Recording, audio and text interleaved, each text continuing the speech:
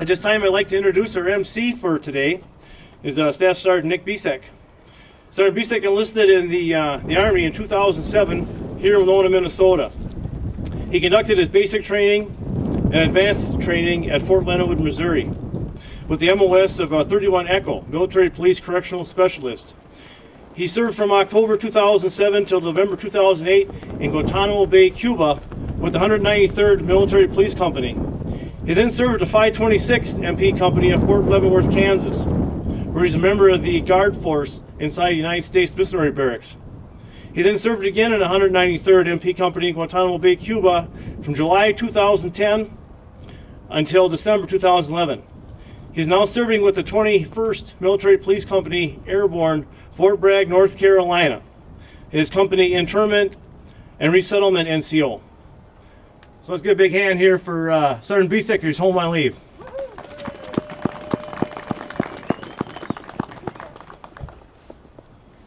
Thank you, Sergeant Bigelow. Please let me introduce today's color guard.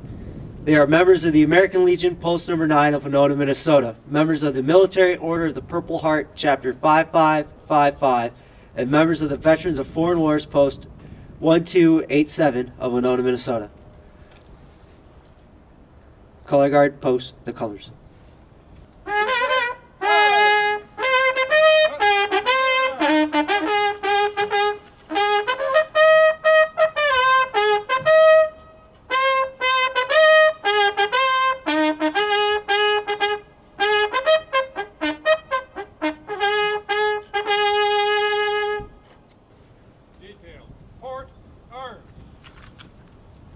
Ammunition. Prepare to fire a 3-round volley. Ready. A. Fire! A. A. Fire! Order, earth. Parade, rest. Today's opening prayer will be conducted by Chaplain Gene Barham of the Military Order of the Purple Heart, Chapter 5555.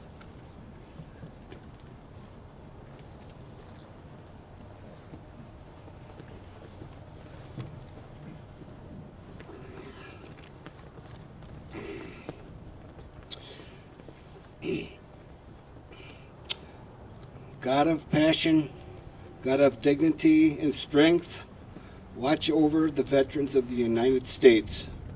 In recognition of the loyal service to our nation, bless them with wholeness and love. Shelter them, heal their wounds, comfort their hearts, grant them peace.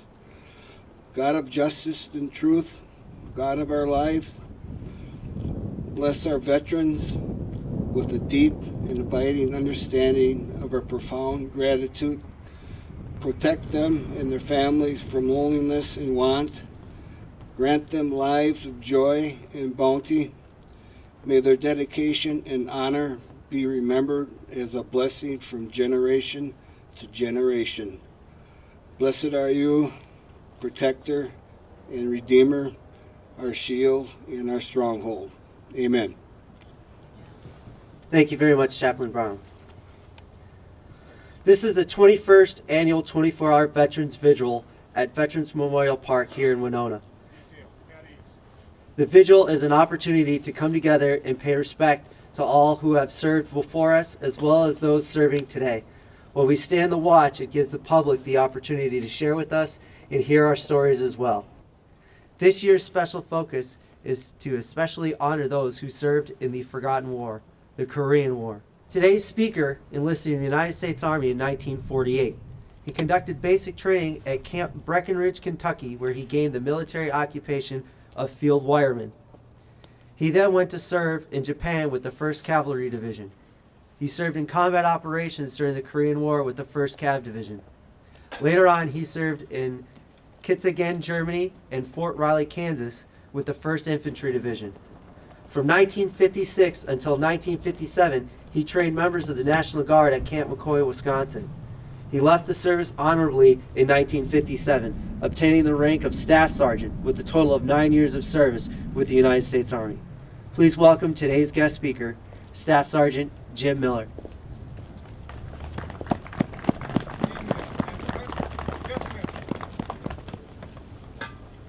Thank you, Sergeant Bizek, and thank all of you people who come out here on these cold days, and thank the color guards.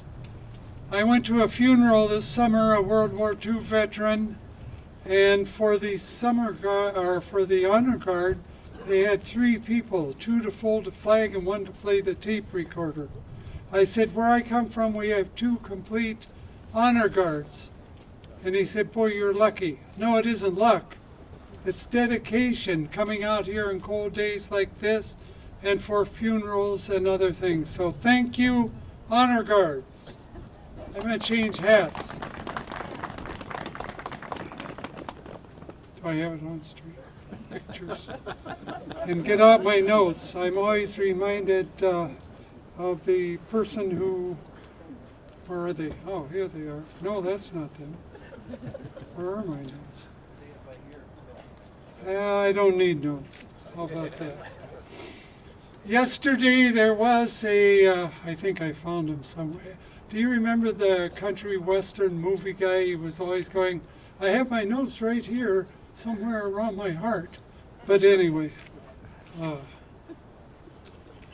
I'm not much of a note person. I want to thank also Jerry O'Bigelow and Jim Lukaszewski, the commander of the VFW, for getting me up here. One of my late friends, Herb Halkran, used to say, oh my God, they gave him a microphone. Korea, what kind of a place was Korea in 1950? Well, it was like the old Army legend. You could march around with mud up to your chin and get dust in your eye.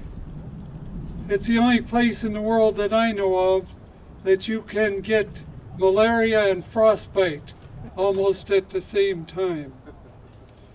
And it was called the land of the morning calm. I don't know, I never saw that. I'm going to take you way back. This is going to be history. Yesterday, Channel 2 had about a 3-hour history of the Korean War. This is my 12-minute history. I'm going to take you way back to April 2013. President Obama awarded the Medal of Honor to Captain Chaplain Emil Capone posthumously for his actions at Unsan, North Korea, November 1st and 2nd, 1950, and for his actions in the prison camps in China and North Korea after he was captured. Remember that. There will be no quizzes, but my unit was at about half strength when we were in Japan. It was a light artillery unit, 105 howitzers. We had 2 firing batteries with 4 guns each. We were supposed to have 3 firing batteries with 6 guns each. So we had 8 guns and with 6 guns, 16. I guess that's why I didn't make it as a cannoneer, for adding things up. Anyway, that's the way it was there. Well, everything was going fine. And then on June 25th, 1950, bang, a war started in Korea. Where the hell is Korea? You know, it's really funny because you know where we thought we were going? Vietnam. Remember, if you're that old, remember the French were having trouble with the Viet Cong at that time. And we were sure they were going to send us there. But anyway, our Congress acted very quickly, which must be weird. And they said, we got to get some troops over there to help the South Koreans. Where are we going to get them? Oh, let's go to Japan. They're a lot over there. They aren't doing anything anyway. And so they got the 24th Division to go piecemeal to Korea. But the 24th Division was just like us. They were at half strength. Well, where are they going to get the men? Oh, let's go around the 1st Cavalry and we'll take some men out of each unit there. Oh boy, that made it nice. Not only did they take people out of our units, but they took key people out of our units. So when you hear this story about, well, those troops from Japan, they were occupation troops, they didn't know what they were doing. Well, you know, it was kind of hard to operate after all of that. Anyway, they thought they'd send those troops over there and they'd say to the North Koreans coming down the line, they'd say, "Stop, we're Americans, go back home." But it didn't work that way. The 24th Division was almost eliminated. So what are they going to do now? Oh, let's send the 1st Cavalry Division over there. Oh yeah, but they're like at half strength. Well, so what? We'll find some people. There are a lot of people in clerk typists and, you know, people that work in laundries and things. They, you know, they can be riflemen and cannoneers and things. It was sort of on-the-job training, those poor guys. But anyway, after about 3 or 4 weeks over there, they did send us a complete firing battery from Fort Devens, Massachusetts. They also sent a battalion of infantry to the 8th Cavalry Regiment, which we supported. Their 3rd Battalion was from Fort Devens, Massachusetts. Guess who the chaplain was? Emil Capone. And he was with them throughout all of the first year in Korea up until November 1st and 2nd at a little town called Unsan. We had gotten out of the Pusan perimeter or Nakton perimeter, whatever you want to call it, where we were hanging on by our fingernails. And by the way, I'm thanking people. I want to thank all of the pilots who were over there, especially the Marines, because they flew those planes in, put down the flaps on like they were landing on a carrier, and then just sat there and machine gunned and rocket, and they saved us. Anyway, what happened is we got out of there and we're going up. We get all the way up to Pyongyang, which is the North Korean capital, and we actually were just kind of quit. Oh, the war's over. And we were actually in the Russian embassy.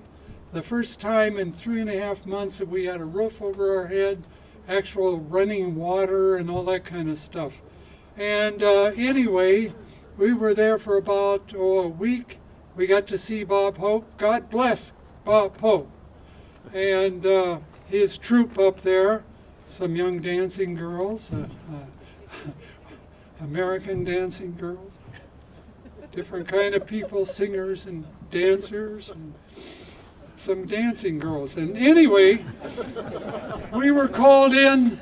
I was an NCO staff sergeant, as Sergeant Bisek said, and we were called in and said, we're going with the 8th Cavalry Regiment. It's going to be a regimental combat team.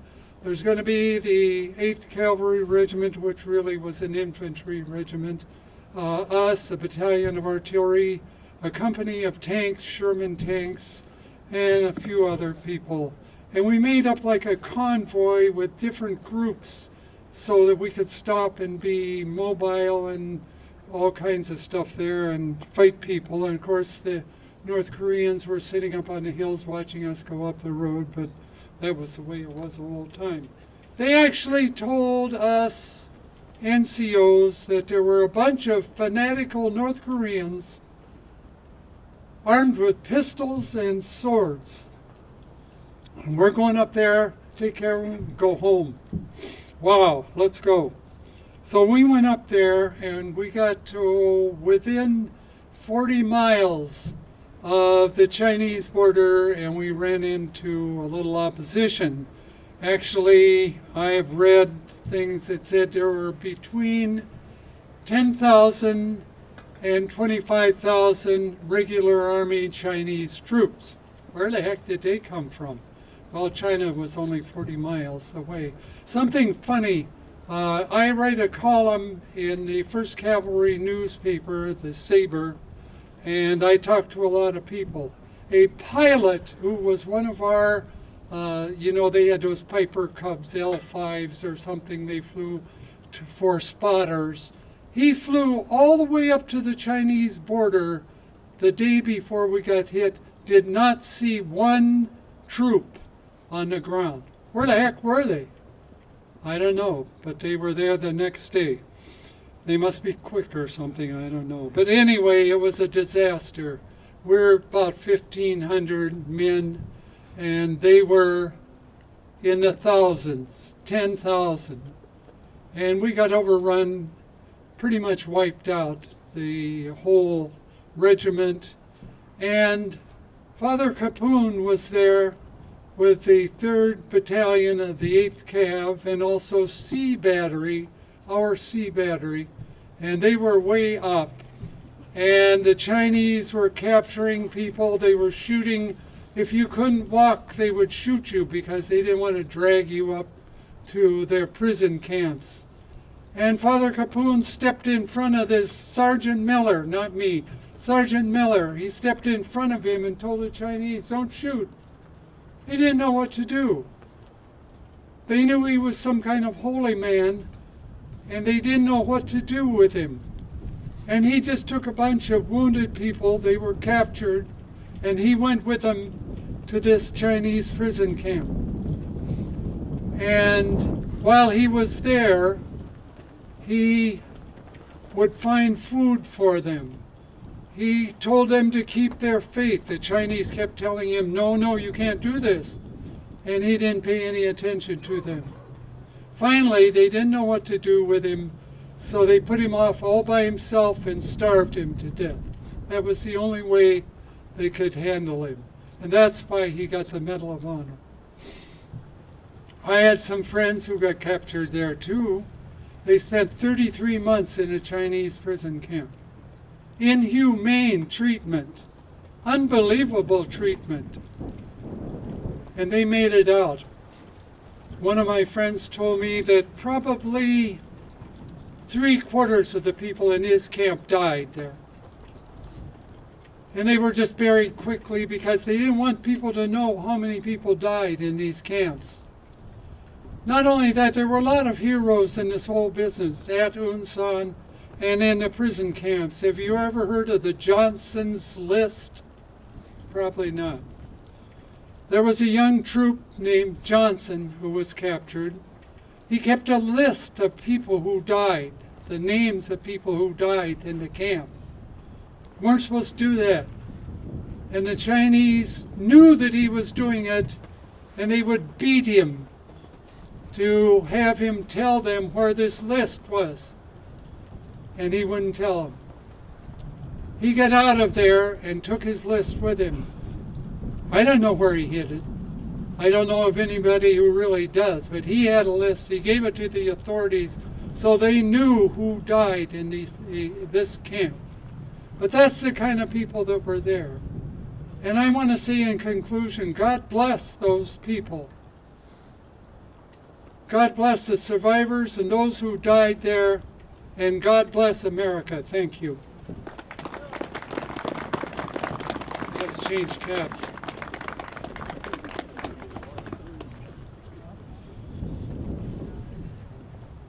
Thank you, Sergeant Miller. The 2nd Minnesota Battery of the Light Artillery will now conduct a 3-round salute.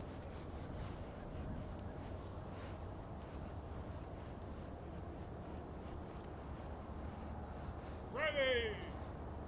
Fire! Go!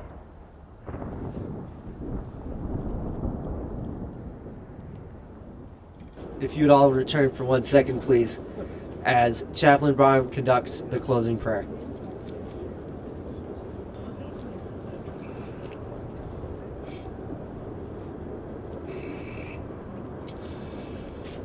Father, when the last soldier passes on, when the armies are disbanded and the militants discharged, when weapons are abandoned and armor discarded, your mission will at last be over. For you know the soldier's secret. Yours was not a mission of war, nor a mission of ruin. Yours was not a mission of destruction, nor a mission of death. Your mission was safety, security, protection. Your mission was honor, loyalty, service. Your mission was to end violence, tyranny, despair. When the last soldier passes on, when the uniforms are retired and the final grave filled, we will remember all who served and sacrificed for our nation. Until then, God of old, watch over our soldiers and our veterans. Renew their courage, rebuild their strength, heal their wounds, bind their hearts with your steadfast love. Remember them, bless them, sustain them, and give them peace. Amen.